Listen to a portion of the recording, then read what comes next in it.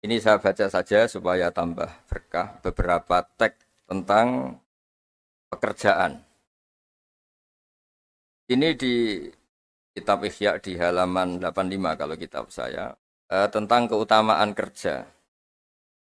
Ini dijelaskan inna minadz-dzunubi dzamban la yukaffiruhu illal hammu fi talabil ma'isyah. Jadi bagian diredaksikan minadz-dzunubi dzunubun la yukaffiruha illal hammu fi talabil ma'isyah. Jadi sebagian dosa itu ada dosa yang tidak bisa dihapuskan oleh istighfar, tidak bisa dihapuskan oleh sedekah, tidak bisa dihapuskan oleh misalnya wiridan. Yang bisa menghapuskan dosa itu hanya kalau kita serius atau kepikiran, hamu itu kepikiran mencari maisha, cari rezeki. Jadi sudut pandang itu penting. Jadi kita yang sedang istighosah atau kita yang sedang pengajian atau mungkin kita sedang jadi ustadz, melihat orang mencangkul, orang ke pabrik, orang di aktivitas pekerjaannya itu harus kita lihat bahwa mereka adalah orang-orang yang sejatinya sedang minta ampun sama Allah Subhanahu wa Ta'ala. Karena di sistem pekerjaan itu lahirlah satu variabel atau satu apa saja yang positif.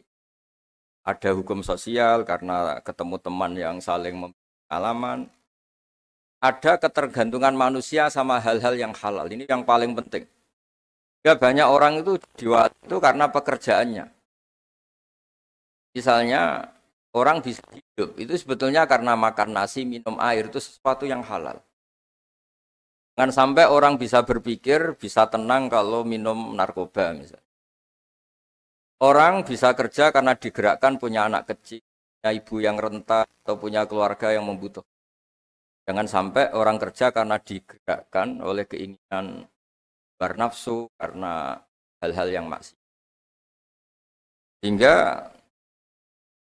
status orang yang dagang misalnya atas sirusoduk yuhsaru yaumal qiyamati ma'as-siddiqin wa syuhada. Orang yang dagang kemudian dia benar, dia jujur, itu nanti makomnya, kelas dia itu bersama para orang-orang yang meninggal syahid, pahlawan-pahlawan. Ini penting saya utarakan supaya cara pandang kita terhadap beragama.